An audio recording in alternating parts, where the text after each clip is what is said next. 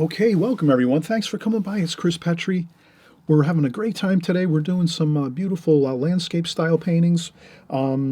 This one here we're going to do is an Oriental Eastern style architecture of a temple here, or a home. So we have an Asian style building here, and then we have like a garden and a pond in the foreground. So we're having fun doing something a little different. We don't always do paintings that maybe are from architecture from different parts of the world, but maybe we're going to start to branch out a little bit and do some architecture and different paintings from different parts of the world, just so we kind of mix things up a little bit. We do a lot of different subject matter here: flowers, seascapes, landscapes, cityscapes. We do figure painting, and when we're doing our landscape paintings and cityscape paintings, maybe we can also start to branch out and just do different parts of the world, maybe some themes on maybe doing the eastern part of the world, maybe do some more things in the west over on this side of the globe. So we're going to kind of branch out and do some more interesting things in the future as we go ahead here. So I'm hoping you'll enjoy this. This is more of a Asian style painting, and we have plenty of interesting techniques here. This is the glazing technique, so you're going to learn all about the glazing technique on this video. So if you stay tuned, you will see that the glazing technique is really fun, not too difficult to do. It's just a matter of letting things dry in between your glazings, and we'll show you how to do, again, everything here. And we'll get started in just a second. We'll start our pencil drawing, and you'll see how we develop the whole painting from start to finish. And if you're brand new here and you haven't ever been to my channel before, I want to say thank you for coming by. Welcome. And we'll see if you might be interested in doing watercolor. We have the Extreme Beginner series, which you'll just type in Extreme Beginners and you type in my name, Chris Petri, and you'll see all the videos there of Extreme Beginner style, where you can learn the very, very basics of what supplies to buy, what paper, what brushes to buy, that are going to be inexpensive, so you can just start out with fun and not spend a lot of money. And then if you're really into it a year from now or two, you might spend some more money on some better brushes here and there.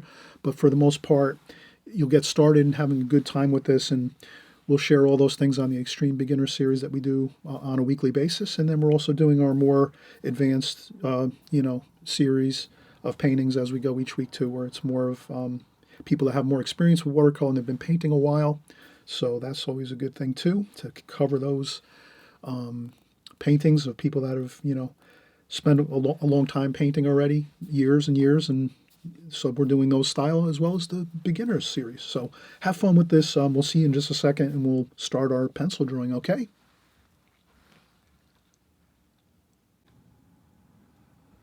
Okay, we're starting back up again. Let's just take a second to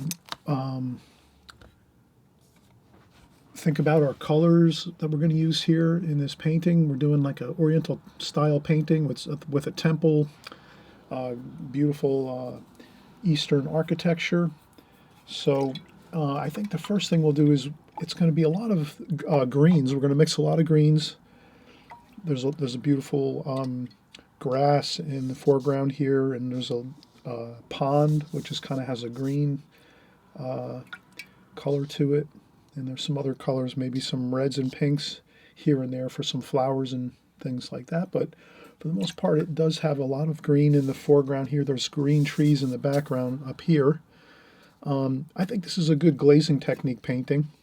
So I think we can kind of get maybe an overall wash to maybe make things look unified to start with. Maybe I'll just zoom in to make sure I have a good, okay, I have a good focus on that. I just want to zoom in, make sure I have my camera focused. So I'm going to use basically maybe 3 or 4 brushes, I would say. This is a larger 14 Da Vinci Maestro round, Kolinsky Sable round brush. And then I have a travel brush number 4 by Da Vinci, and then we have also a number 6 Raphael round brush, a watercolor brush. And then we have a rigger brush, a needlepoint brush. So I think that's our brushes that we use for the most part. We'll get a large wash on here to start with. Maybe, let's see if we can do, maybe like, we're going to do a lot of green. So I'm going to use like a alizarin crimson and maybe some rose madder to get just like a really good undercoating. For the sky, I'm going to add a little bit of orange and a little bit of blue. So let me just take a little bit of orange up here and a little bit of, I'll rinse off my brush. And then, of course, I always say next to my water container, I have a small sponge and I tap off a little bit of water. After I rinse my brush, I rinse the brush, tap off the water on a sponge a little bit, and then I go in and mix my colors. And that tends to really work good. Sometimes you'll notice if you have too much water on your brush and then you start going into all your paints and your wells of your palette, it'll wind up, you get a lot of excess water in your palette and in your wells, your paint wells. So I think the key to that is if you just, again, you rinse your brush off and always have a habit of just dabbing a quick dab once on your sponge to take off that excess water. Then you can go in here, get your paints, and then whatever you're doing, you can always go back and get more water and add it into your palette mixing area versus having too much water flooding into your palette and your colors. Then it really sort of, you could easily lose track of your rich colors that you want to have in your paintings. So that's why I do that. I learned that a long time ago. Really a helpful thing to know. So again, alizarin crimson, rose madder. We have orange up here for our sky. We're going to do a little bit of orange in the sky, and we're going to also do a little bit of blue in the sky. We'll go with maybe some cobalt blue up here and some cerulean blue. So some cerulean and some cobalt blue for our sky wash. So I kind of get everything out there that I need to on my first wash. I'm not going to go and flood the paper with tons of water because really it's not necessary, and that's not really the look that we're going for here. We're just going to go for an under glazing. So we're doing our first glazing now, just getting some preliminary color in there. And so I'll just take that pink and reddish color and just get it on with some water. So it's a good wash. It's not flooding the paper, but then again too, I am adding some water here and there. And I'm just, you can put this on haphazardly. You can do some X strokes, you can do these. You can just do some straights and some cross hatching just to get the overall paper covered with that light wash, like so. And you'll notice this will really be helpful when we go to do our greens over the top with our second glazing. So there we go, we have that. Then we said we wanted to do some orange up here in the sky. So I'll use some cadmium orange in the sky over here. There's a lot of trees in the background here, but still we will have some orange up there. And then let's get some of that orange in here too, just here and there a little bit. So it kind of, the whole painting has that same flow and feel and unified color. And then up here, some of the blue.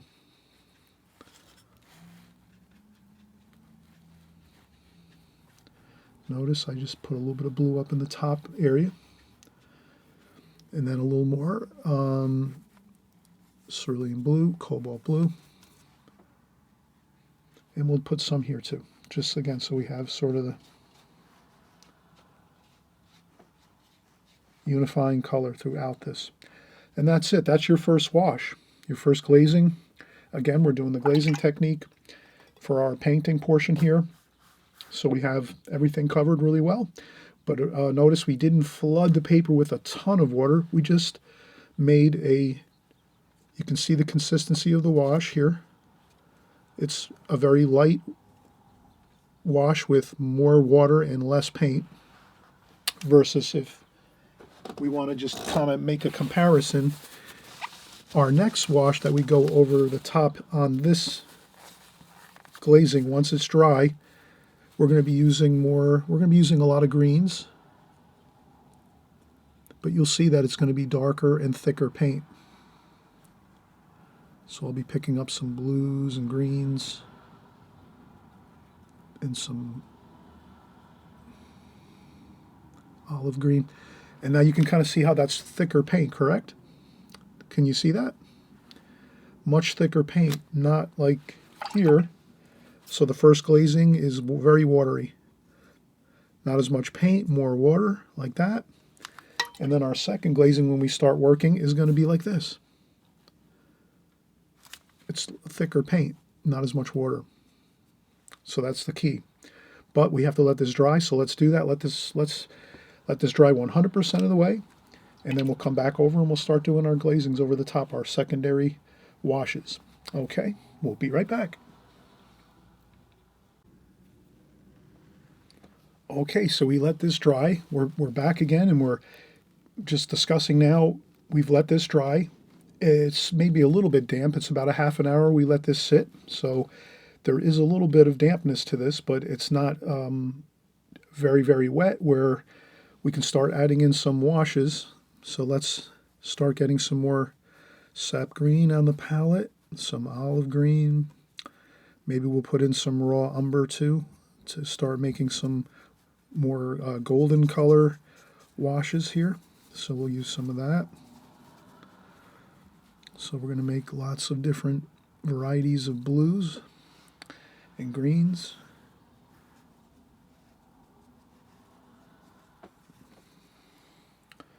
Okay, so we'll use some burnt umber too for some more of our greens, warmer greens. A little bit of French ultramarine blue. So we're going to have some darker greens, some lighter greens. All right, let's stick with the approach. We want to have our lighter washes maybe in the background with our trees in the background. We're not going to go with maybe tremendously dark tonal values. We're going to keep these kind of light, maybe a little more blue.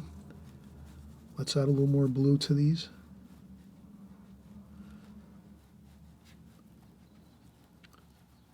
And I'm sort of making these trees a little mysterious. I'm going to splash on some paint here and there.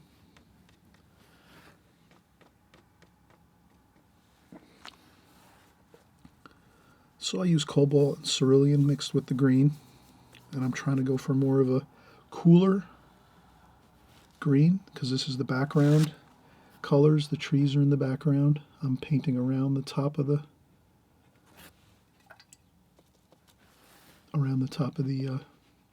temple, and I'm splashing a little more just to get some more. So this is just more subtle back here, more cooler, the blue, more of blue.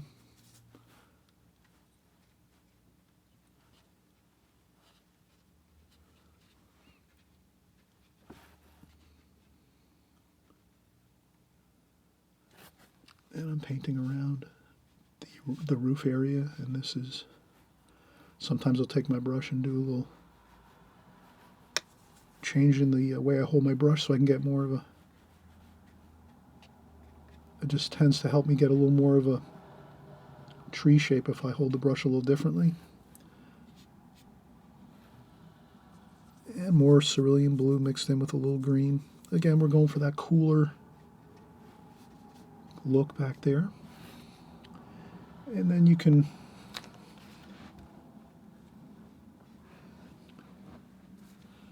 we can leave some, we can do some darker greens with some burnt umber and cerulean blue, and also French ultramarine blue. And we can do some branches and tree trunks back here. And again, let's have a fun time with this.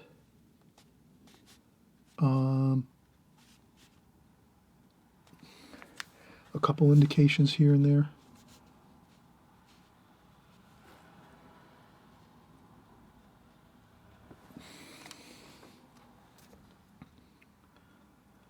And you can see this is more, we're just doing some loose kind of, gestures or marks on the paper just to sort of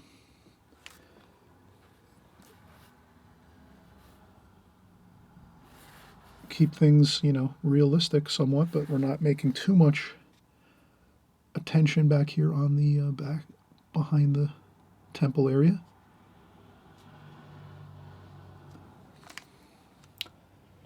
It is a fun painting to do. And then I make a lighter wash too here. I don't use as much thicker paint like that. I'm using a thinner paint here just to get some hills in the back.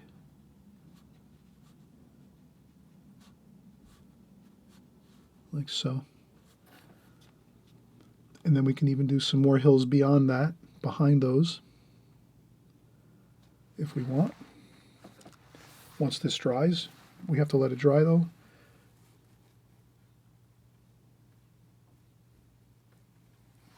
And you can even go in with a number 4 brush, a smaller brush here,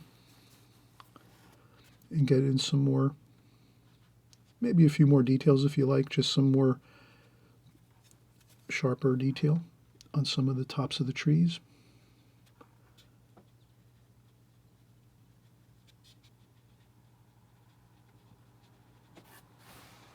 Like that, but I think that looks good.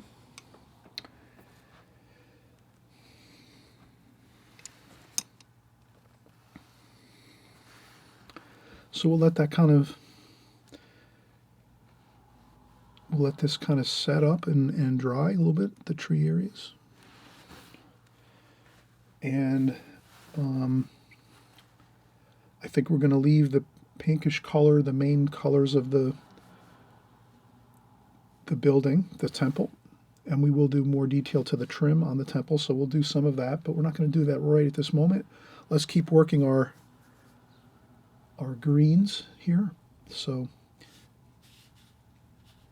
now we're going to start getting into some more darker, and I'm not going to really get too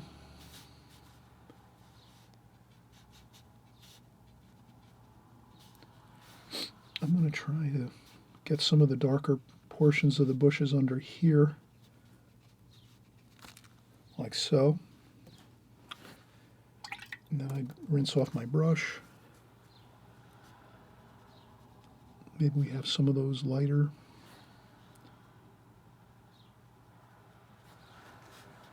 tones.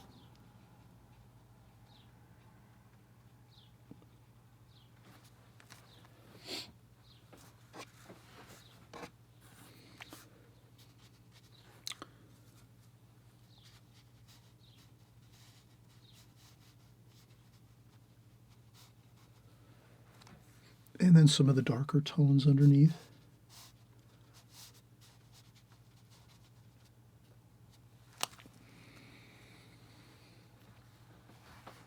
And the sunlight's pretty much coming from the top overhead, shining almost straight down on the scene, so there's not many shadows going left or right or forwards or backwards.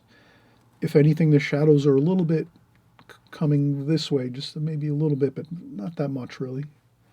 So and I'm going to actually add some of the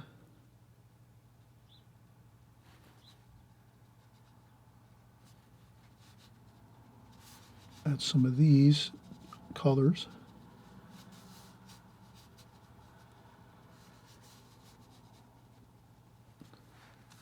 Over here, just so it unifies the top and bottom portion of the painting. So if I take a little of these bit of colors here and move them up here just a little bit, so you can kind of see if I do that and a couple splashes, then it all is in harmony, the colors. But these are lighter or bluer in color because they're in the distance of the painting, the far background. And then here up closer, they're warmer greens with more golds. And that's for more of a feeling of it's closer to us.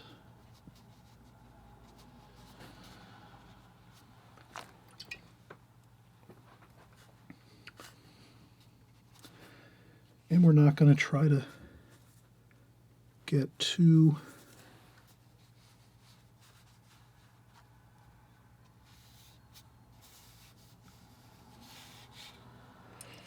I'm using some chromium of oxide, which I'm going to start to put in here and there too, as well as here. Again, if I'm using chromium oxide in this lake or pond, then I want to add it a few spots over here too. And we're just going to get a good washing of the pond here.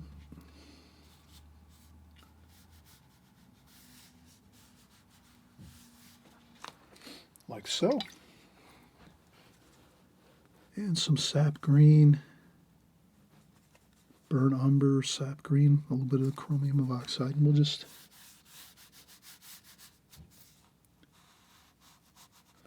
then we'll take some French ultramarine blue and mix that into. We're going to have a little bit of a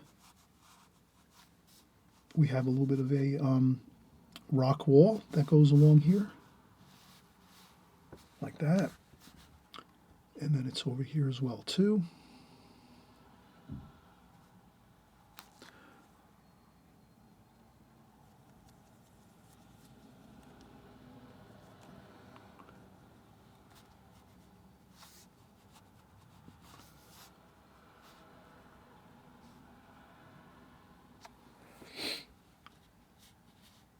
Okay, so that rock wall is there where the pond is.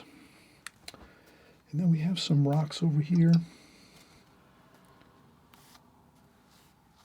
Different things.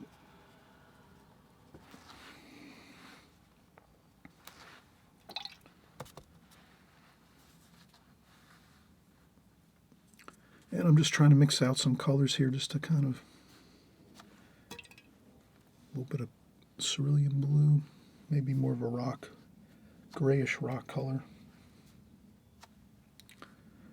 And I can also bring back into some of the color the alizarin crimson.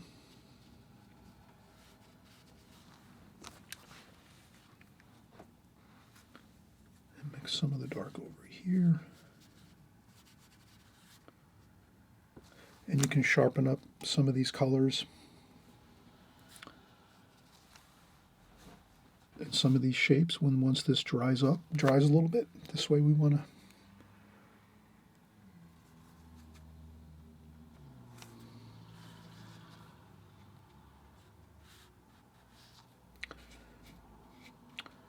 okay, and then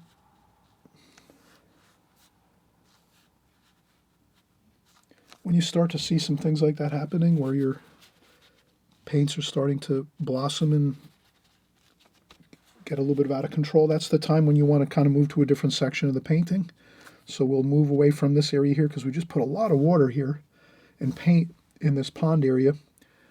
So we don't want to ruin that and start having all things cauliflower and blossom and bloom into other sections. It's happening here a little bit. We can take a tissue while it's still damp and just lift that up a little bit. So you see I just lift that up a little bit. That's okay. And we can go over here and do some, and I'm trying to use my larger brush here the most of the time.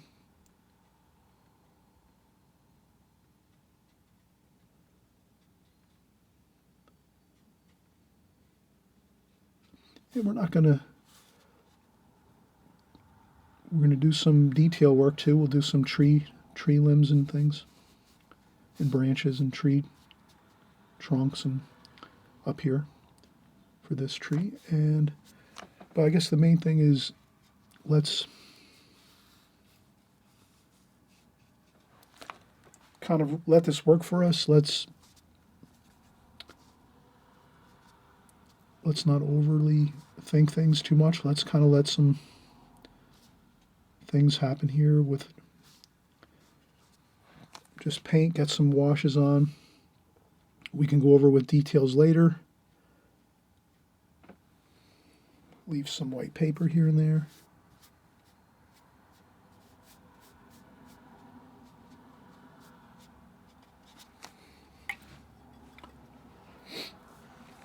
Okay.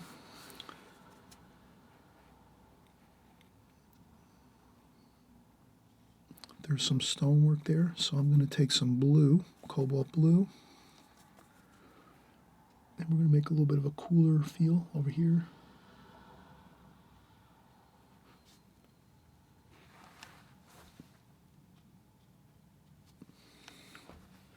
And then maybe we'll do the steps are kind of stone, so let's put the steps in like that.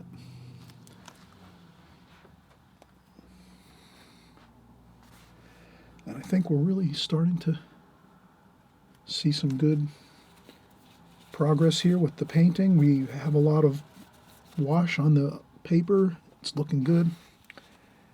And I think we're going to let this start to dry now. Let's let this dry a bit.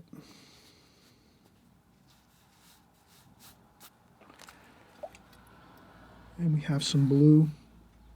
We have blue up here, some blue in the trees to make these look cooler in the distance. We have some blue over here, some stonework on the bottom of the temple area. And also, too, we just put some blue down in here.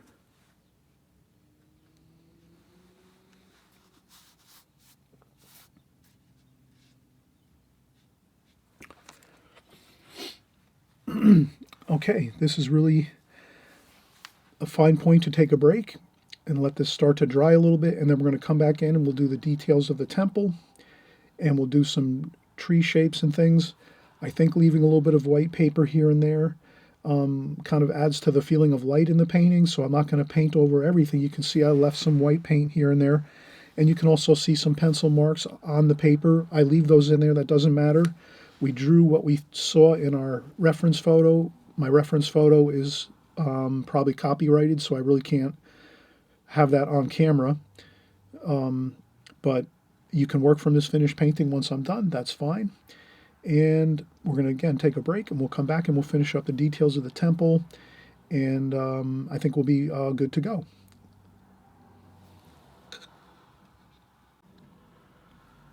Okay, so we're getting back, and we're going to start doing our details here. We can kind of see this has dried a little bit.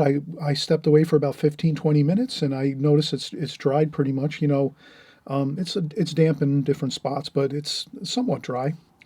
And you can always do a blow dryer on top of the painting a little bit too to make it dry a little quicker. That's also another method we use all the time on my channel here. You'll notice we occasionally will come back after just blow drying it for 5 minutes. We'll come back and start working again. So it's up to you. You know, to if you want to take a break for an hour or two, you'll notice you'll come back and it'll be dry enough to start painting on again.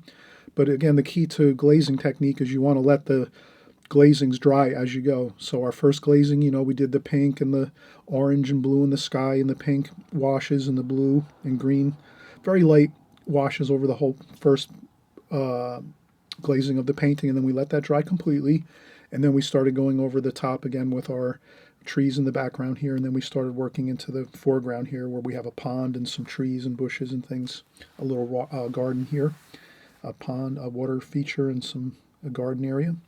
So we will get more details as we go in this area, but not too many, because I think this is a good painting just to leave more simple, not get too many details, kind of get, you know, we've got the good amount of sort of medium tones on the paper now. So we have, and then we have some darks here. This rock wall is pretty dark. And we have some darks here, little bits of dark for the tree trunks and some of the tree branches and things. So that's good. And we want to keep our darks in this painting sparingly. We don't want to use too many darks. Just a few here and there is going to look good, and the rest of the painting is going to be more middle tones. So let's start again by doing some shadowing, and I'm going to use my 6 Raphael brush here, watercolor brush, and then I'm going to add some alizarin crimson to this mix here. There's some beautiful reddish colors here on the the soffits of the temple area, under the roof area. So I'll get those in, and those are kind of dark. We could add some blue to that to make it a purple. Add some brown down here too, so we have some different color modulations. And then there's some darker blue French ultramarine. But it seems like that's the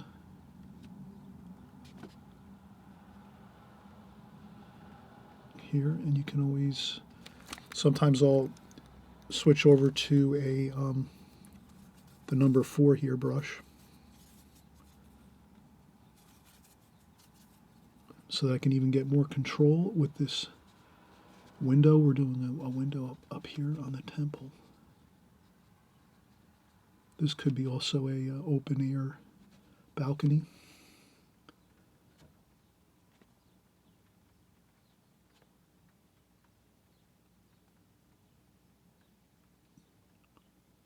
Like that. And then we can let some of this tie into that there.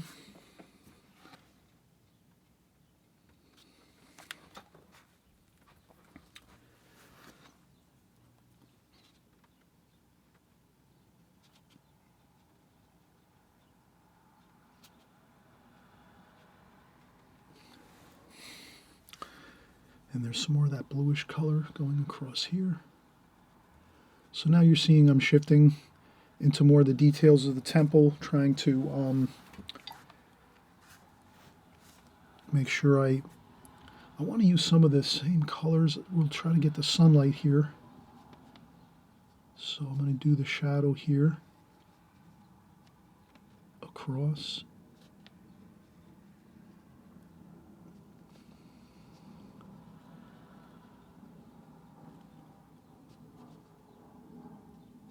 Like that.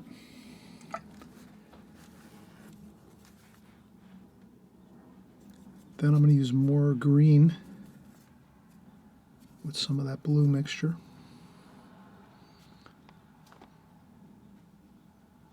And some of the red too.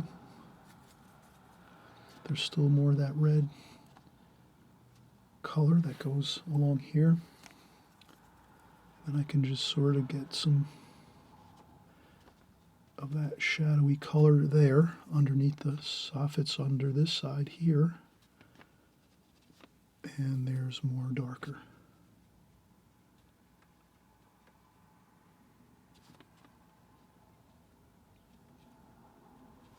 Like that.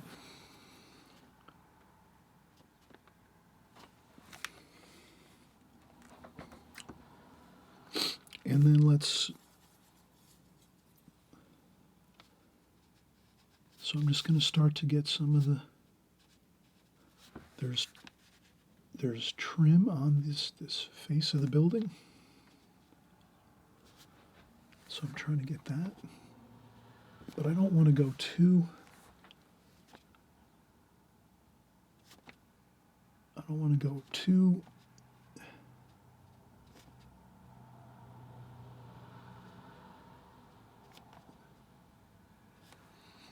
I guess what I'm thinking is I don't want to sit here and really get out rulers and really get so fancy and detailed that it kind of just, if we can just get some of the basics here overall.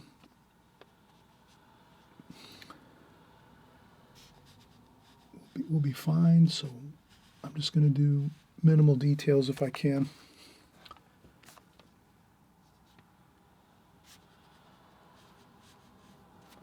And then some quick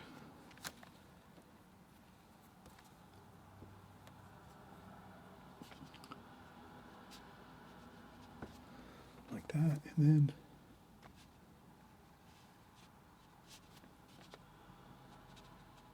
the doorway is more detailed even yet, more trim there.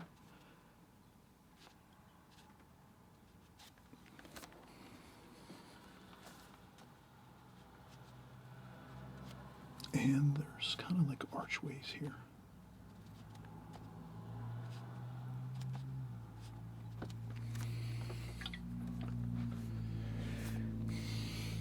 And then we have that blue again. Maybe a little green mixed in with that blue, maybe some, picking up some of the colors of the greens, the grasses, the bushes, the trees.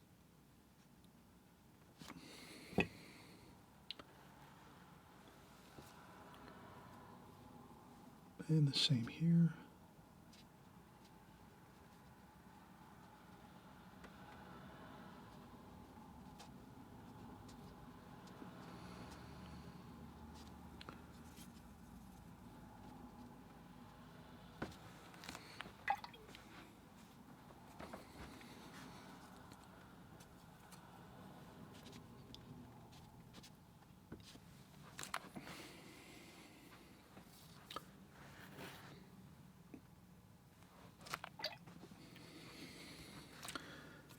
Then there's some shadows here.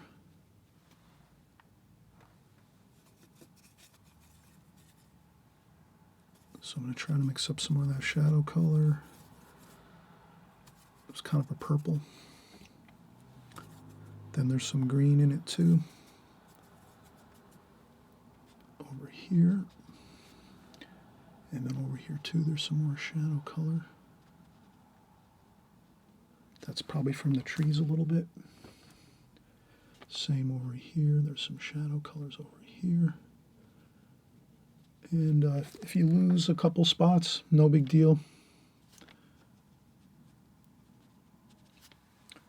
I thought I had a roof over here that I painted over with the trees by just it happened, you know, no big deal. We sometimes when we're painting, we have some good washes happening, and then we don't see that it might have went over a spot, but we don't worry about it. I wouldn't add anything or delete anything there. I would just leave it as it is. And then I'm going to do the same thing here. I'm going to keep adding my details as I drew them in. There's more details here too, like that. And that's pretty good. We got that there.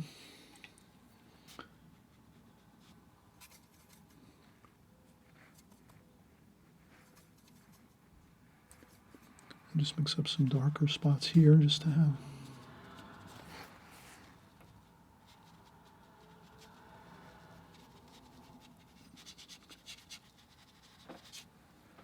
And again, I don't want to go too, I think leaving things a little bit underdone is going to be better. So I think we are looking good here. I think we have some orangey kind of a color over here.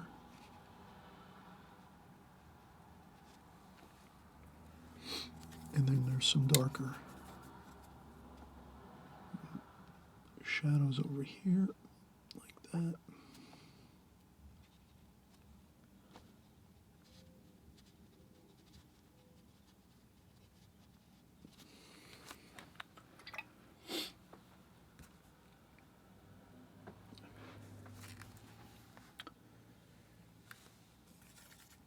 And then sometimes you'll notice you need to add a little bit of a darker wash to an area, like under there. So I would go with more of a purple, like that, alizarin crimson and French ultramarine blue. I think that looks better like that.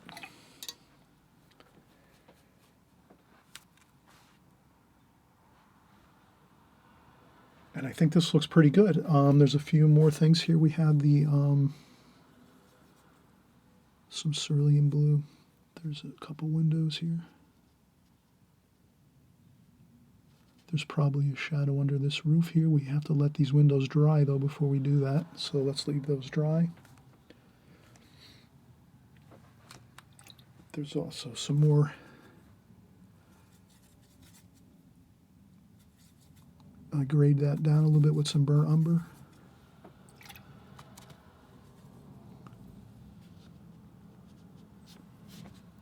And we have some more trim here. And some there too.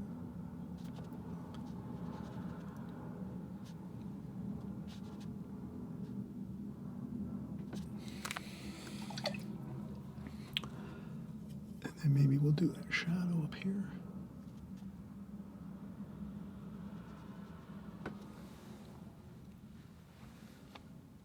And there's a shadow there. And there too.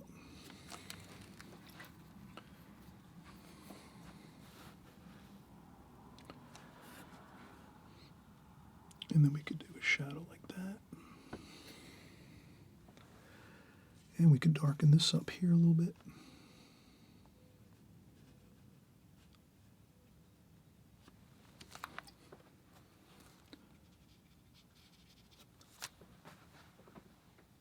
Okay, so we kind of have a really good overall look now. Not too much details. You can make a little bit of a darker purple with French ultramarine blue and alizarin crimson. And you can get a little bit of a darker dark under there like that, under these roof areas.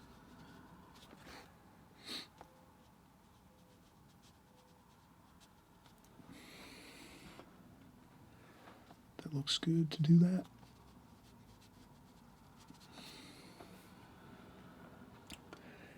And then I think just a few details maybe with our, let's go with these same purple colors, add in some brown and green. Maybe more burnt umber there, and we'll do some, and also some cobalt blue. We'll try to get in some tree trunks here. So we're going to do a couple.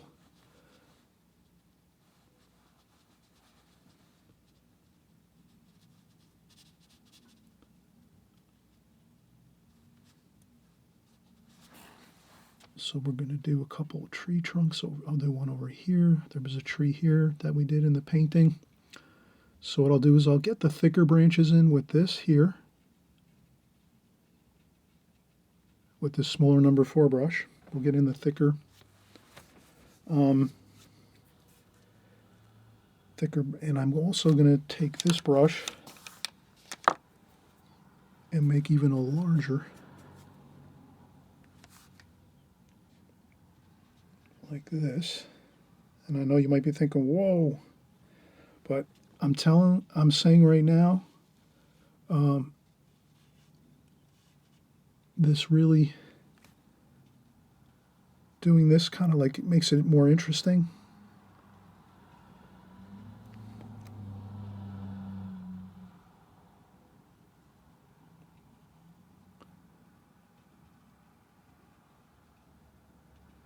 And we're just going to leave it like that with not too much detail, but it kind of feels like we can splash on some paint here and there a little bit. And we can also use our needlepoint brush to get some branches in here. But that's all I wanted to do, was just add more depth to the painting to make it look very interesting, like has a lot of depth and three-dimensional quality to it. So if we add these,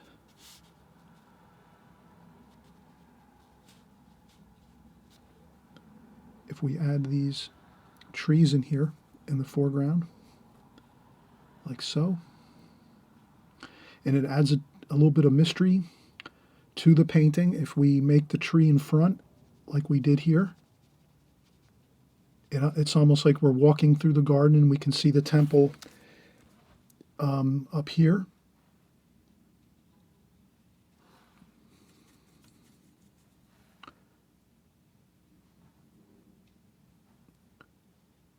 And we are going to splash on a little bit of paint for some of the branches. So I hope you'll see that we're going to do that next, just after we have, and I think that's good.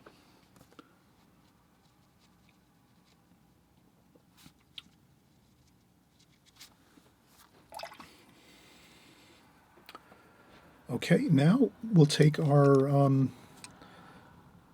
Kolinsky Sable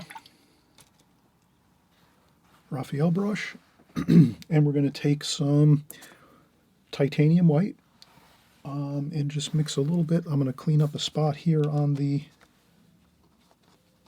palette. So I just want to make sure I don't have too much.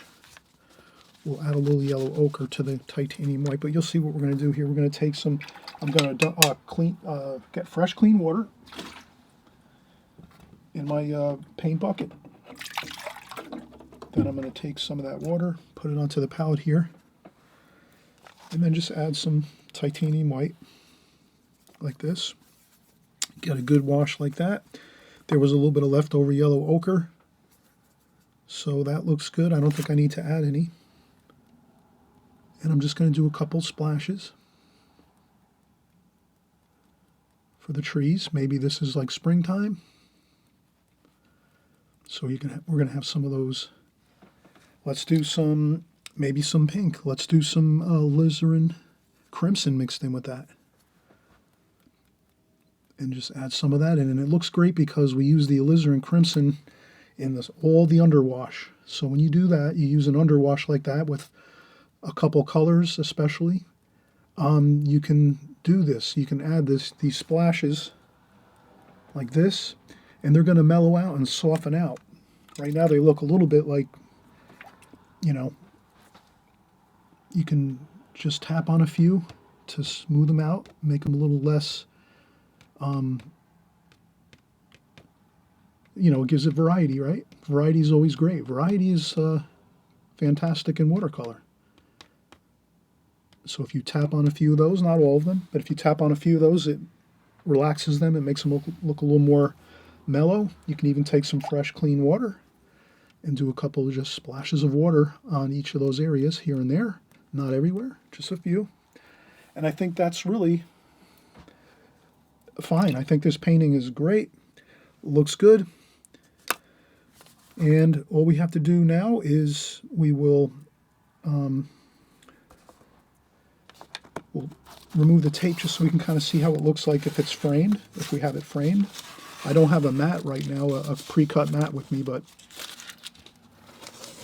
you can kind of see that it looks much better once we remove the tape. It gives it a natural border. We could zoom out a little bit, like that. But I think that looks really good. It gives it, you know, everything just kind of harmonizes with the washes that we did. Remember, we did the light wash of alizarin crimson over the entire painting. We let that dry. Of course, this is the glazing technique. Then once that dried, we came back over and started doing our greens and blues in the background with our trees. And then we did our foreground with more warmer greens. We added more gold colors, umbers, and some burnt umber into our green mixes so that we have more of a warmer looking green washes for the foreground here closest to us in the pond.